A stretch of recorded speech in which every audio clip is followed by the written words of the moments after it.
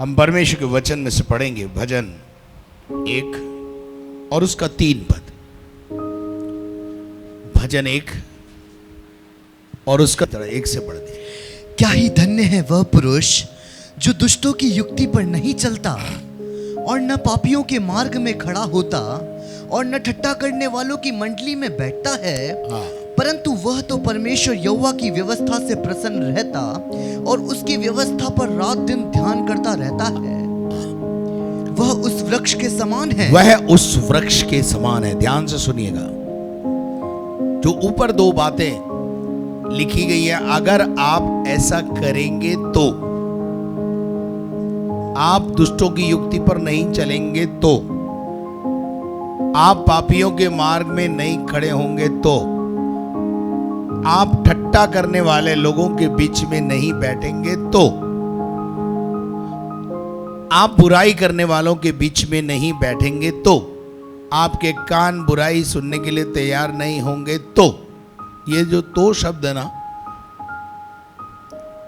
ये बड़ा पावरफुल है। यहां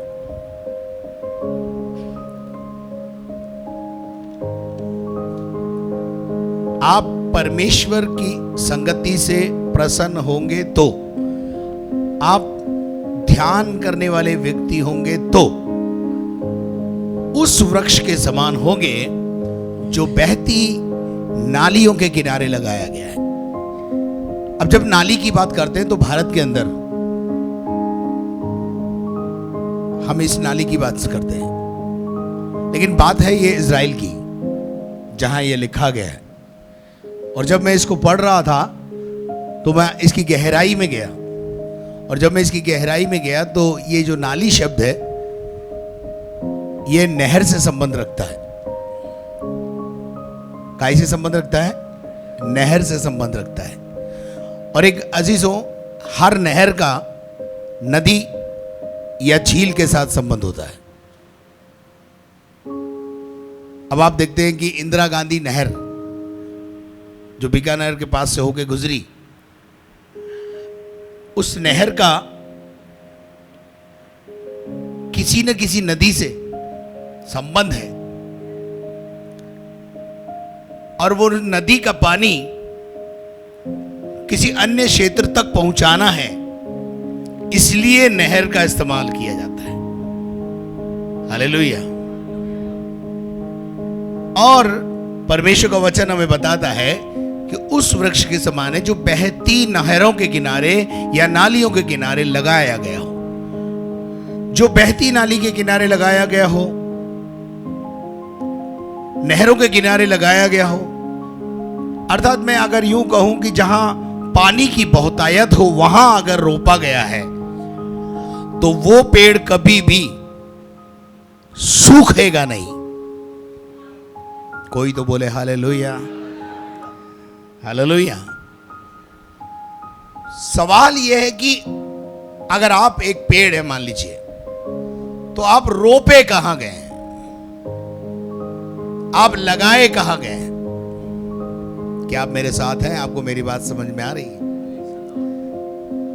अगर आप सही जगह पर रोपे गए हैं और आप सही जगह पर हैं तो निश्चित रूप से मान के जाना आप फलवंत होने वाले हैं।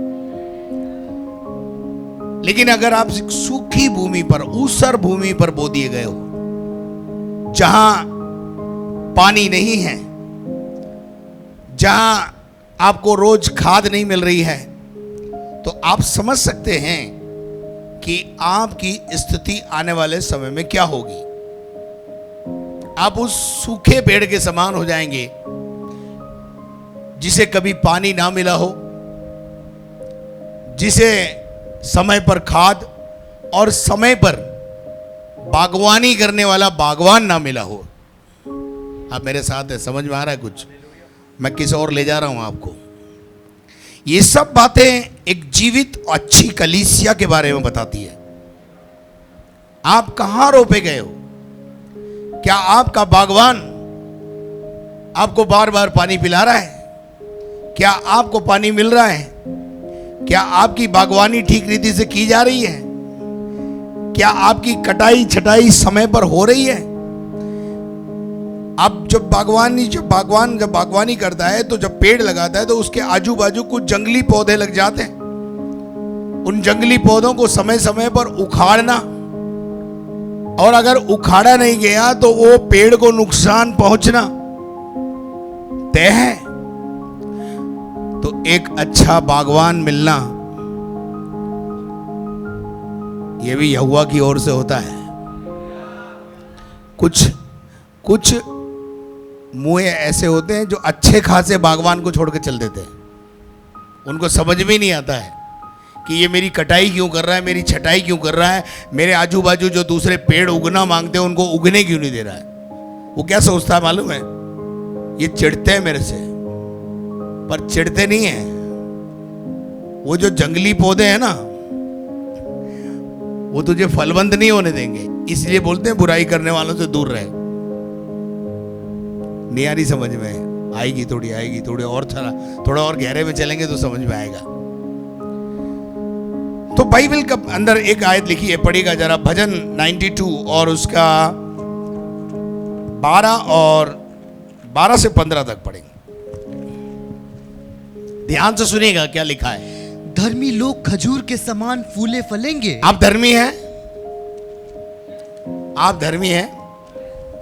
धर्मियों के लिए क्या प्रतिफल है?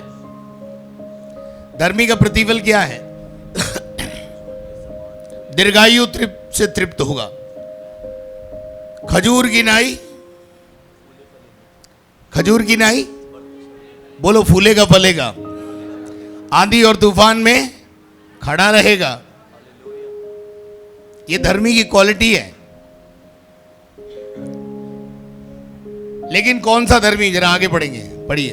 और लबानोन के देवदार के समान बढ़ते रहेंगे। लबानोन का जो पेड़ कभी आपने नहीं देखा हो तो देख लेना। देवदार के पेड़ अगर आपने ना देखे हो तो देख लेना, वो लंबाई में सबसे अधिक होते हैं। खुदा आपकी आयु को लंबा करेगा, आपको हरा भरा करेगा। लेकिन ये डिपेंड किस बात पर है, अगली आयत में दरा जाएंगे। वे परमेश्वर यहोवा के भवन में रोपे जाकर। कहां रोपे गए हो? कहां रोपे गए हो? डिपेंड करता है कि आप रोपे कहां गए हो। आपको एटमॉस्फेयर मिल रहा है कि नहीं मिल रहा है? देखिए, अगर लबानोन का पेड़ या देवदार का पेड़ अगर आप राजस्थान में लगाने की कोशिश करेंगे तो शायद चीड़ का पेड़ राजस्थान में लगाने की कोशिश करेंगे तो वो नहीं लगेगा, क्योंकि उसे एटमॉस्फेयर नहीं मिल रहा है। उसको वैसा एटमॉस्फेयर चाहिए बढ़ने के लिए। इसी प्रकार से एक धार्मिक एटमॉस्फेयर, स्पिरिचुअल एटमॉस्फेयर अगर कलीसिया अपने लोगों को नहीं दे रही है तो कलीसिया में रोपे जाने का भी कोई लाभ नहीं होगा। वो यहोवा के भवन में रोपे गए। कहां रोपे गए हम? Praise the Lord. अब आपको समझ में आ रहा होगा हम कहां रोपे गए हैं। कहां रोपे गए हैं? यहोवा के भवन में रोपे गए हैं। जो यहोवा के भवन में रोपे गए हैं, जो नदी के किनारे रोपे गए हैं, जो नहरों के किनारे लगाए गए हैं, वो कभी सूखे नहीं हो सकते। हालेलुया। चाहे चारों तरफ धाम पड़े, धूप पड़े, अकाल पड़े, कोई भी परिस्थितियां क्यों ना हो, पर जो नदी के किनारे है, जो भवन में है, वो गिराया नहीं जा सकता। आप मेरे साथ हैं? आपको समझ में आ रहा है क्या? आमेन। वे यहोवा के भवन में रोपे जाकर। और हमारे परमेश्वर के आंगनों में। हमारे परमेश्वर का आंगन कहां है? परमेश्वर का आंगन ये भवन जो है किसका आंगन है? ये किसका आंगन है? परमेश्वर का आंगन है। मेरे अजीजों, वो आंगन में जब तक रहेंगे फूलेंगे और फलेंगे। फूलेंगे और फलेंगे। मेरे अजीजों, मैं थोड़ा सा और आपको आगे लेके जाना चाहता हूं। हम निकाल के पढ़ेंगे भजन 46 का 4। ब्लेसिंग है वहां पर। हाँ, एक नदी है। एक नदी है बाबा। हेलो, एक नदी है। नदी से निकलती है नहरें। तो सुन लो, नदी तो है यीशु मसीह और नहर है कलीसिया। नहीं आई समझ में? नहीं आई? नदी कौन है? वो कहां से निकलती है? देखो नदी कहां से निकलती है? जिसकी नहरों से परमेश्वर के नगर में, जिसकी नहरों से, जिसकी एक नदी है, और वो नदी कहां कौन है मालूम है? यीशु मसीह। और उसकी नहरें कौन है मालूम है? कलीसिया। और उसकी नहरों से क्या होता है? अर्थात परम प्रधान के पवित्र स्थान में, परम पवित्र परमेश्वर के स्थान में आनंद होता है। आनंद होता है। हालेलुया। जब कलीसिया बढ़ती है, जब कलीसिया बढ़ती है तो प्रभु के भवन में आनंद होता है, ऊपर आनंद होता है। जब एक पापी मन फिराता है, जिसका उद्देश्य, कलीसिया का उद्देश्य है कि एक पापी को फेर करके प्रभु के भवन में लेकर आ जाए, ऊपर आनंद होता है। वचन कहता है ये होता है कि नहीं होता है? हालेलुया। नहरों के किनारे जो लगाए जाते हैं, जब उनमें फल आता है, वो फल कौन खाता है? लगाने वाला खाता। बाबा कौन खाता है? लगाने वाला खाता है। और उसको खाने के बाद, उन फलों को खाने के बाद क्या आता है? एक संतुष्टि। ये सब लगाया हुआ किसका है? ऊपर वाले का। नदी कौन है? यीशु मसीह। नहरें कौन है? कलीसिया, चर्च, भवन। धन्य है आप यहाँ पे रोपे गए हैं। हालेलुया। मैं भी प्रभु को अपने आप को कभी कभी धन्य मानता हूँ कि मुझे आपकी बागवानी करने का मौका मिला। हालेलुया। लेकिन कभी कभी आपके आजू बाजू जो कीड़े मकोड़े लगते हैं ना, उनको हटाने लगता हूँ तो आप तिल मिलाते हो। आपको बुरा लगता है उस समय जब आपको बोलते हैं ना, इससे संगति मत करना, इससे मत मिलना, इसके आजू बाजू मत जाओ, इसके पास ज़्यादा मत जाओ, गड़बड़ हो जाएगा, या ये ज़्यादा आपके पास आ रहा है तो गड़बड़ हो जाएगा। जब ऐसा बोला जाता है तो विश्वासी तिल मिलाता है, विश्वासी को बुरा लगता है। लेकिन एक अच्छा बागवान एक पेड़ के फलने के लिए हर वो प्रयास करता है जो उसके लिए जरूरी होता है। कैसे उगने देगा बताइए मुझे? आजू बाजू में एक पेड़ आप लगाएं, उसके आजू बाजू में कीड़े मकोड़े और जो है दूसरी चीजें उगने लगे तो क्या उगने दोगे? आप उगने दोगे? बोलो। फिर मैं कैसे उगने दूं? मैं भी तो रोकता हूं, भैया इसको मत आने दे ज्यादा, ये पादरी ज्यादा तेरे घर में आएगा ना, गड़बड़ हो जाएगा, झूठी शिक्षा की ओर ले जाएगा। अब मैं रोकता हूं तो बोले पादरी साहब जलते हैं हमसे। अरे जलता नहीं हूं, तेरी सुरक्षा की बात है ये। आपको समझ में आ रहा है क्या? एक नदी है जिसकी नहरों से परमेश्वर के नगर में, परमेश्वर का नगर में, अर्थात परम प्रधान पवित्र स्थान में, अर्थात पवित्र स्थान में आनंद होता है। क्या होता है जी? क्या होता है जी? आनंद होता है। आगे, परमेश्वर उस नगर के बीच में है। हाँ, परमेश्वर उस नगर के बीच में है और वह कभी टलने का नहीं। वो कभी टलने का नहीं है। और पौ फटते ही परमेश्वर उसकी सहायता करता है। क्या करता है? पौ फटते ही परमेश्वर हमारी सहायता करने के लिए उतर आता है। Hallelujah, hallelujah. मेरे अजीजों, परमेश्वर के वचन में से एक आयत निकाल के हम पढ़ेंगे, यशायाह 48:18। भला होता, ध्यान से सुनना इस आयत को, बहुत ध्यान से सुनना। भला होता कि तूने मेरी आज्ञाओं को ध्यान से सुना होता। भला होता कि जो आज्ञाएं मैं तुझे सुना रहा हूं उसको ध्यान से सुना होता। पड़ोसी को बोलो ध्यान से सुनना है।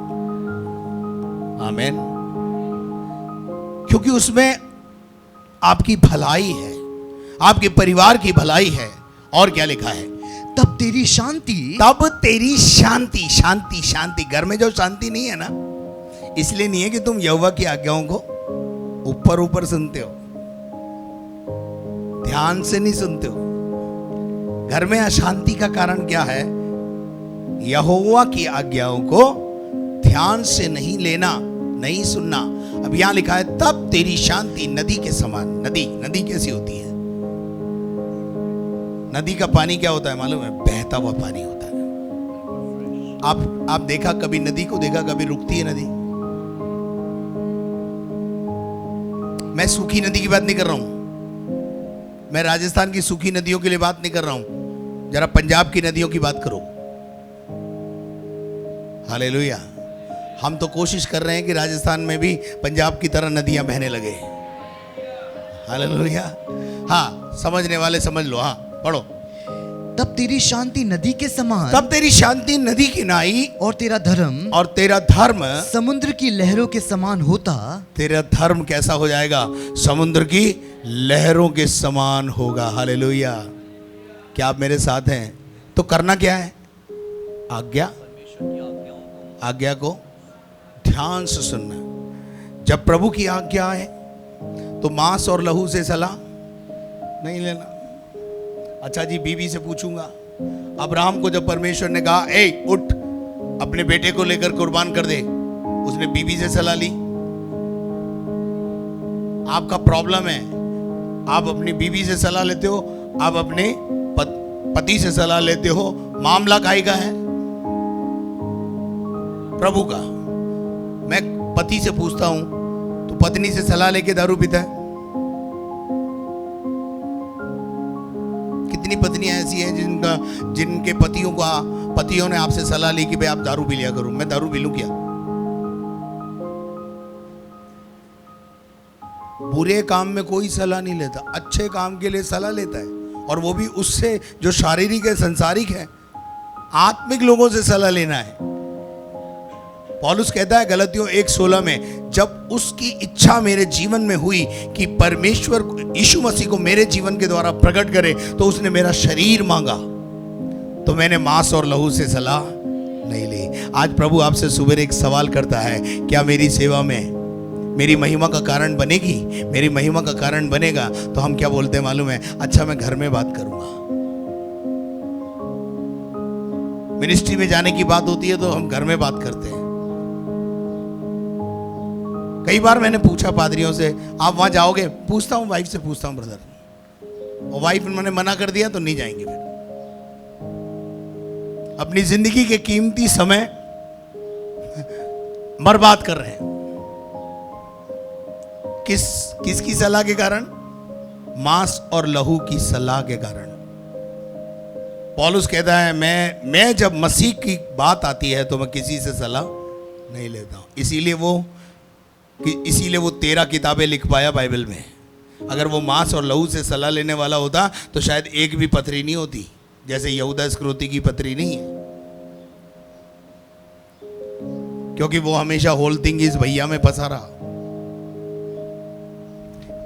तो वचन कहता है कि एक और आयत पढ़ेंगे 47 का 5, यजकेल 47 का 5, नदी के बारे में बता रहा हूं।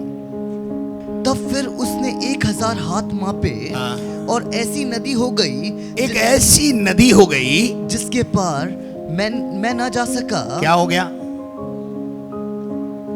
इसके पार में नहीं जा सका, और क्योंकि जल बढ़कर क्या हो गया है? तैरने के योग्य था।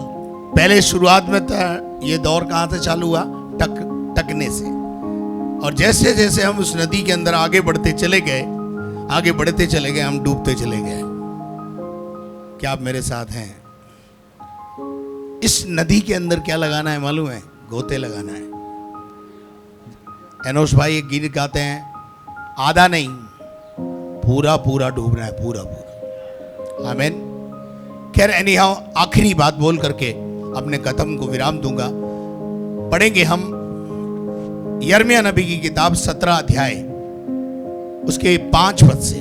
2 व्यक्तियों के बारे में वहां लिखा हुआ है।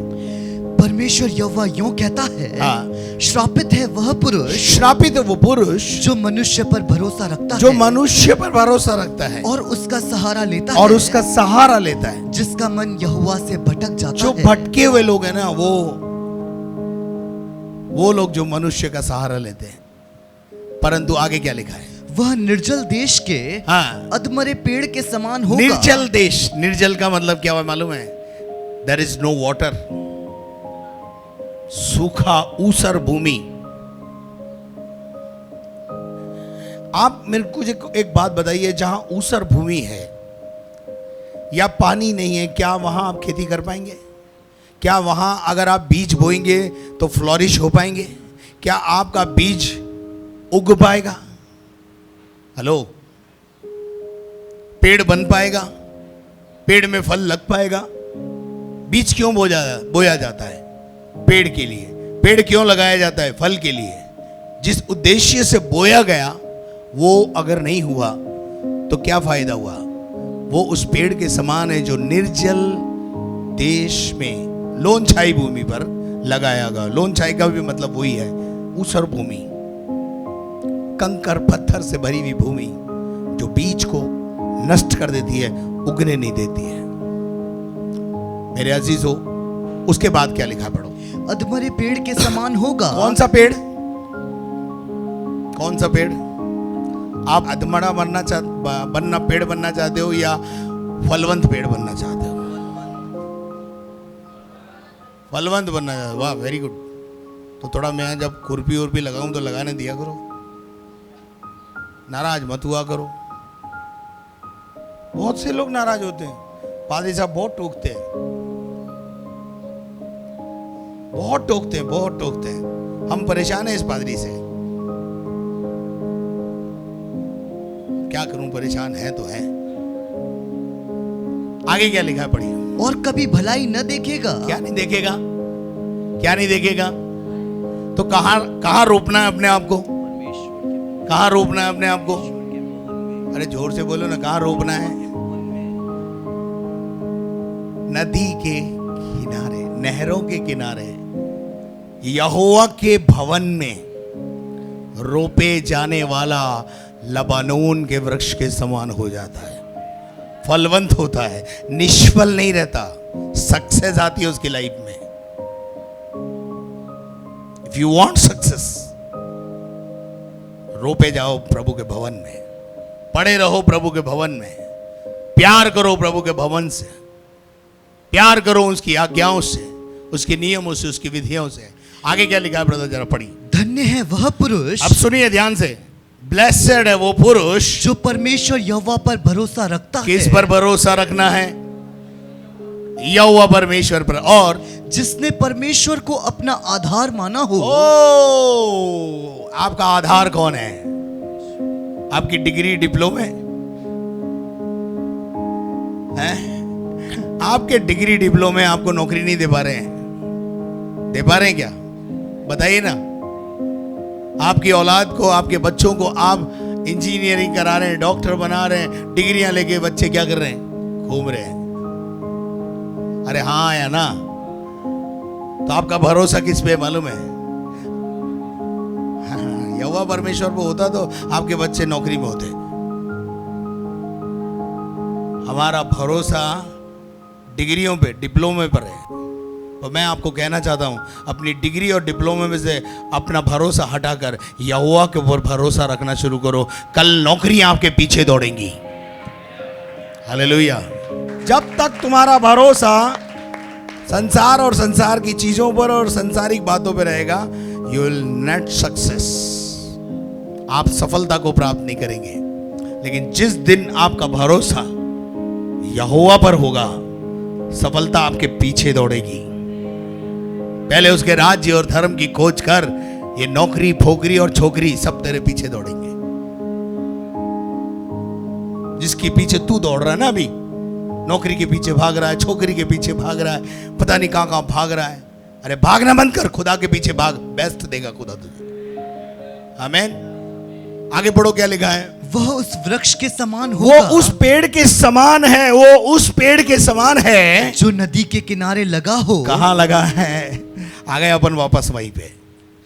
अपन चले थे वहां से, जो वृक्ष नदी के किनारे, नहरों के किनारे, नालियों के किनारे लगा हो, उसको धाम धूप कोई दुनिया की ताकत नहीं रोक पाएगी, गिरा नहीं पाएगी। बुद्धिमान व्यक्ति ने अपना घर चट्टान पर बनाया और जो मूर्ख व्यक्ति था उसने बालू रेत पर बनाया। बालू रेत पर जिसने घर बनाया, आंधी आई, तूफान आई, गिर गया। लेकिन धन्य है वो व्यक्ति जिसने अपना घर चट्टान पर बनाया। चट्टान मसीह है, चट्टान यीशु मसीह है, नदी यीशु मसीह है। हालेलुया। और निकली कहां से है? परमेश्वर के भवन से निकली है। कौन? वो नदी जिसका नाम यीशु है। और यीशु ने कई नहरें बना दी यहां पर, और नहरें कलीसिया है। If you are in the living church, मेरा शब्द सुनना, जीवित कलीसिया में हो तो ही आशीषित होगे। सूखी नदी के किनारे लगाने से, सूखी नहरों के किनारे लगाने से भी कोई लाभ होने वाला नहीं है। नदियां बहुत हैं, लेकिन वो नदियां कैसी होनी चाहिए? जिनमें पानी आज भी बहता हो, पवित्र आत्मा आज भी बहता हो। हालेलुया। और जिसमें पवित्र आत्मा बहता है वहां सक्सेस सक्सेस सक्सेस, फलवंत फलवंत फलवंत होंगे। हालेलुया। ताली बजा के प्रभु को महिमा दे। हालेलुया। क्या लिखा है? वो उस वृक्ष के समान है जो नदी के तीर पर लगाया गया हो और उसकी जड़ जल के पास फैली हो। जड़ कहां फैली हो? जड़ों का गहराई में जाना, जड़ का गहराई में जाना बहुत जरूरी है। इसका मतलब क्या है मालूम है? अगर आप प्रभु के भवन में रोपे गए हो तो आपकी जड़ें मजबूत होनी चाहिए। कहां पर? भवन में, वचन में, संगति में। जब आप अपनी जड़ों को यहां मजबूत कर लेंगे, यीशु मसीह ने कहा जहां तेरा धन है वहां तेरा मन है। आप परमेश्वर के भवन में 10 लाख रुपए लगा दीजिए, आप कभी कलीसिया नहीं छोड़ेंगे। क्यों? छोड़ क्यों देते हैं? पैसा नहीं ना। समझ में आ रहा कि नहीं? जहां तेरा धन है वहां तेरा मन है। आपने लगाया नहीं इसलिए आपको क्या नहीं है? प्यार नहीं है। लगाओ। हेलो, आगे बढ़िए, आगे बढ़िए। क्या लिखा है? जब धूप होगी, जब धूप होगी तब उसको न लगेगी, उसको धूप का कोई असर। अगर आप यहोवा के भवन में रोपे गए हो तो आजू बाजू कुछ भी चल रहा हो, उसका असर आप पे नहीं होगा। जैसे वचन में लिखा है, मंदी और अकाल धर्मी के लिए नहीं होता। मंदी और अकाल धर्मी के लिए नहीं होता, क्योंकि धर्मी को अकाल में भी परमेश्वर रोटी और बोटी दोनों खिलाता है। और मंदी वंदी हमारे लिए कोई फर्क नहीं रखती है, पड़ता हमारे कोई मंदी का हमारे जीवन पर कोई असर होता नहीं, क्योंकि हमारा परमेश्वर हमें ऊंचा करता है। आमीन। आगे बढ़ दीजिए जल्दी से। उसके पत्ते हरे रहेंगे। उसके पत्ते कैसे रहेंगे? कब? कब? जब सारे पत्ते सूखे होंगे, चारों तरफ धूप के कारण पत्ते सूख गए होंगे, लेकिन जीवित कलीसिया में रोपा हुआ व्यक्ति और उसका परिवार हमेशा खुशहाल रहेगा। क्या आप मेरे साथ हैं? आमीन। आगे बढ़ दीजिए। और सूखे वर्ष में भी, सूखे वर्ष में भी, सूखा, चारों तरफ अकाल पड़ा हो, सूखा पड़ा हो, पर एलिया का परमेश्वर एलिया को सारपत की विधवा से रोटी और बोटी दोनों खिलवाएगा। धर्मी के बच्चे कभी भूखे नहीं मरेंगे, धर्मी का वंश कभी भीख नहीं मांगेगा।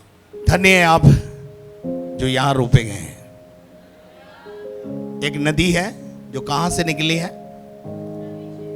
परमेश्वर के सिंहासन से। वो नदी कौन है? और उसकी नहरों से, नदी की नहरों से क्या सींचा जाता है? बहुत सारे वृक्षों को सींचा जाता है। वृक्ष कौन है? आप। ये नहर कौन है? कौन है? नालियां कौन है? कलीसिया। और वो कलीसिया जीवित होनी चाहिए, बहती हुई कलीसिया होनी चाहिए, उमड़ती हुई कलीसिया होनी चाहिए। हालेलुया। तब आप हरे भरे रह पाएंगे। आइए अपने स्थान पर खड़े हो जाएं।